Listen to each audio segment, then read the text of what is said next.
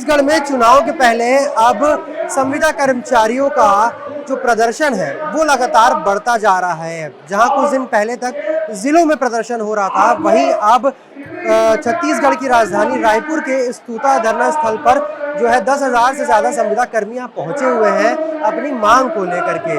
क्या इनकी मांगे हैं, सरकार से इनका क्या कहना है, सरकार ने जो वादा किया था वो उस पर सरकार क्या कहती है, इन सभी बातों को जानेंगे।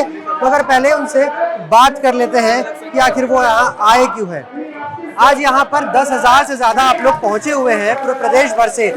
क्या लगता है सरकार आपकी मांग मानेगी और आपकी मांग क्या है? हमारी एक सूत्री मांग है नियमितीकरण की, और ये मांग पिछली सरकार के समय से थी। इस सरकार ने भी अपने गठन के समय नियमितीकरण का वादा किया था और अपने वादे को आज तक ये पूरा नहीं किया, जिस कारण पूरे प्रदेश के संविदा कर्मचारियों में आक्रोश है। पूर्व में हमने अनुनय निवेदन बहुत किए, प्रार्थना पत्र बहुत दिए, परंतु मांग पूरी न होने के कारण 3 जुलाई से संविदा कर्मचारियों ने अनिश्चितकालीन आंदोलन शुरू किया है। 3 तारीख से 9 तारीख तक हम जिला स्तर पे थे, आज हम 10 तारीख से रायपुर में राज्य स्तर पे हैं। हमारी ये मांग है कि भाई अनुपूरक बजट में माननीय महोदय मुख्यमंत्री जी हमारा जो नियमितीकरण का वादा है उसको पूरा करें। आप नियमितीकरण की बात कह रहे हैं, मगर ऐसे में सरकार कोई इस पर जवाब नहीं दे रही है। लंबे समय का इंतजार हो गया, अब फिर से चुनाव आने वाले हैं। क्या लगता है चुनाव के पहले कुछ हो पाएगा आपका? हम इसी आशा में हैं कि चुनाव से पहले ही हो जाए। और भाई सीधी सी बात है कि आपने वादा अपने इसी कार्यकाल के लिए किया है, तो जब ये कार्यकाल आपका बचा है और अभी आपके पास समय है, उसके पश्चात क्योंकि आचार संहिता भी लग जाएगी, तो हमारा ये कहना है कि इसी कार्यकाल का वादा है, तो इस वादे को आप अपने इसी कार्यकाल में पूर्ण करें। डॉक्टर रमन की सरकार से आपका ये जो प्रदर्शन है वो चल रहा है नियमितीकरण की मांग को लेकर के, अब भूपेश सरकार आ गई, फिर से चुनाव आ रहा है, क्या भाजपा की तरफ से कोई आश्वासन मिला है? देखिए, भाजपा एक विपक्ष के तौर पे अपनी भूमिका निभा रही है। वो नैतिक रूप से हमारे आंदोलनों का समर्थन करती है, प्रेस में, मीडिया में, इसके अलावा विधानसभा में संविदा कर्मचारियों के लिए सवाल उठाती है। तो एक विपक्ष के तौर वो अपनी भूमिका निभा रही है, लेकिन हमारा काम तो सरकार ही करेगी, सत्ता पक्ष करेगा। हमको सत्ता पक्ष से ज्यादा उम्मीद है, जिसकी जो जिम्मेदारी उसको वो करना चाहिए। विपक्ष अपनी जिम्मेदारी निभा रहा है तो सरकार अपनी जिम्मेदारी निभाए। अगर सरकार नियमितीकरण नहीं करती है तो क्या रुख होगा आपका? देखिए, ये आंदोलन तो जारी रहेगा। हम चाहते हैं कि नियमितीकरण हो, नहीं होगा तो आंदोलन लगातार जारी रहेगा। संवाद की स्थिति अभी तक निर्मित नहीं है। मेरा ये मानना है कि अगर सरकार और प्रशासन संवाद करेगा तो आंदोलनों का भी निराकरण होता है, कुछ न कुछ समाधान होता है, पर वो पहले संवाद करेगा। कई सारे ऐसे विभाग हैं जिनमें अगर काम ना हो तो सबसे ज्यादा प्रभावित होता है पूरा प्रदेश प्रशासन विभाग। तो ऐसे में जो स्वास्थ्य विभाग है, बाकी जो छोटे तबके के विभाग है, जहाँ पर काम रोजमर्रा ग्रामीण लोग जो ज्यादा आते हैं उनके काम अटक रहे हैं, उस पर क्या कहना है आपका? देखिए, मैं इससे पूर्व भी एक बार बोल चुका हूँ, ये आंदोलन अनिश्चितकालीन आंदोलन सरकार ने हम पर थोपा है। हम इससे पहले 1 दिन 2 दिन के आंदोलन करते थे, प्रार्थना पत्र देते थे। 90 विधायकों को हमने ज्ञापन दिया, कैबिनेट मंत्रियों को ज्ञापन दिया। हमने 33 दिन की संविदा नियमितीकरण रथ यात्रा निकाली, 3000 किलोमीटर से अधिक यात्रा की। इसके पश्चात भी कोई संवाद स्थापित नहीं हुआ, जिसके कारण संविदा कर्मचारी जो हैं वो मजबूर हो गए और सड़कों पे आने पर विवश हो गए। तो ये आंदोलन हम पर थोपा गया है।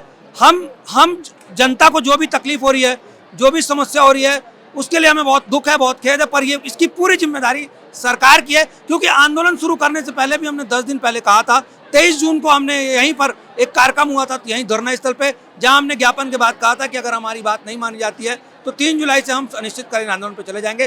परंतु 10 दिन के अल्टीमेटम के पश्चात भी सरकार का कोई नुमाइंदा, कोई प्रतिनिधि बातचीत करने को तैयार नहीं हुआ। एक तरफ जहां संविदा कर्मी लगातार अपनी बात कह रहे हैं, उनसे बात करने की कोशिश कर रहे हैं, तभी वही देखने वाली स्थिति ये है कि सरकार, जब कांग्रेस जो है सरकार में नहीं आई थी तब कई सारे वादे किए गए थे। अब उन वादों को लेकर के कांग्रेस का क्या रुख है और लोग क्या कहते हैं?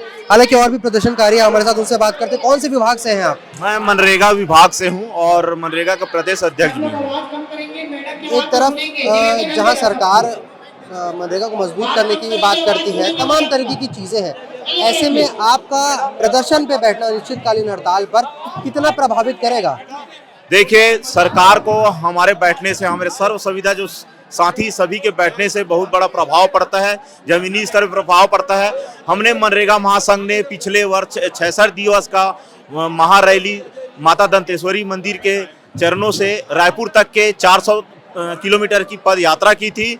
उसमें 66 दिवस में बहुत बड़ा लगभग 800 करोड़ का नुकसान हुआ था, जिसकी भरपाई हम हड़ताल के वापस आने के बाद पूरी कर दी थी। हम भरपाई भी कर सकते हैं और नुकसान भी कर सकते हैं अगर शासन हमारी मांगों को अगर नहीं मानती है तो सरकार को अपना बोरिया बिस्तर लेकर के भागना पड़ेगा।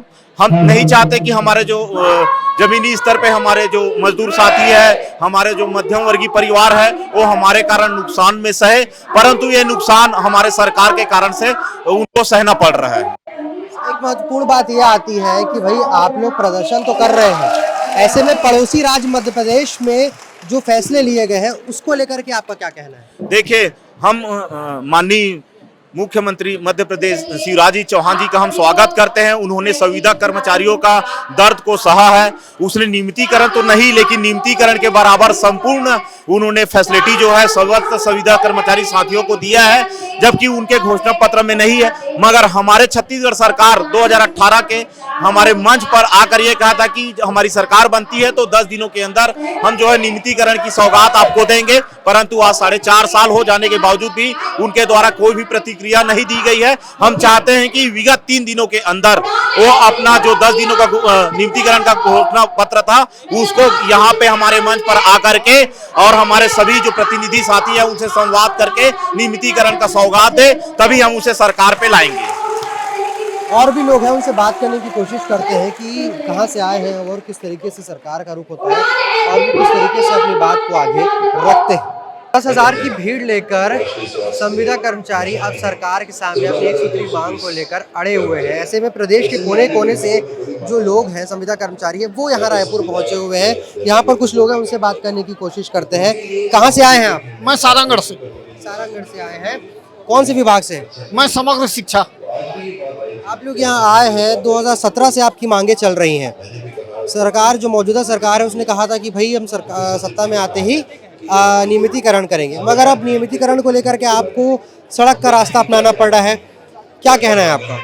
हमारा कहना है कि सरकार आने से पहले कांग्रेस सरकार जो है 2018 में सरकार बनने से पहले अपने चुनावी घोषणा पत्र में घोषणा करी थी कि हम अनियमित संविदा कर्मचारियों को नियमित करें 10 दिन के भीतर, लेकिन आज 4.5 साल होने के उपरांत भी उन्होंने इस पर किसी प्रकार का अमल नहीं किया। मात्र एक छोटी समिति बनाकर हमको गुमराह किया और उस समिति का भी किसी प्रकार का हम जो जानकारी है हमको सार्वजनिक नहीं किया गया। आज हम विवश होकर जो है हड़ताल पे आए हुए हैं। आप कहाँ से आए हैं? मैं रायगढ़ से हूँ। कौन से विभाग से? मैं समग्र शिक्षा से हूँ और छत्तीसगढ़ सर्व विभागीय संविदा कर्मचारी महासंघ का जिला अध्यक्ष हूँ। एक तरीके से देखा जाए तो विभाग में काम ठप पड़ने की वजह से कितना प्रभाव पड़ेगा और सरकार को इसका कितना खामियाजा भुगतना पड़ सकता है? विभाग में तो जैसे स्वास्थ्य विभाग में है या शिक्षा विभाग में है, काम तो पूरा लगभग ठप हो चुका है और स्वास्थ्य विभाग में बहुत ज़्यादा फर्क पड़ रहा है और सरकार को इससे फर्क पड़ रहा है। ठीक है, अभी वो मतलब दूसरे से काम लेने की कोशिश कर रही है, लेकिन पूरा उससे नहीं हो पा रहा है, मतलब बहुत प्रभाव पड़ रहा है उससे। सरकार आपकी बात नहीं मानती है, मान के चलिए, तो क्या होगा आप लोग का रुख? हम लोग तो अभी अनिश्चितकालीन में बैठे हैं। यदि सरकार हमारा मांग नहीं करती तो जैसे हमने पूर्व में 2018 के चुनाव में सरकार का बहुत समर्थन किया था, लेकिन यदि हमारी मांगे नहीं मानती तो हम लोग इस बार उनका विरोध करने पर मजबूर हो जाएंगे। और हमारा लगभग 45,000 संख्या है। 45,000 संख्या में हमने उनको लगभग पूरा हमारा ही या हमारे रिश्तेदारों का, हमारे दोस्तों का सहयोग मिला था, लेकिन इस बार उनको हमारे विरोध का सामना करना पड़ेगा।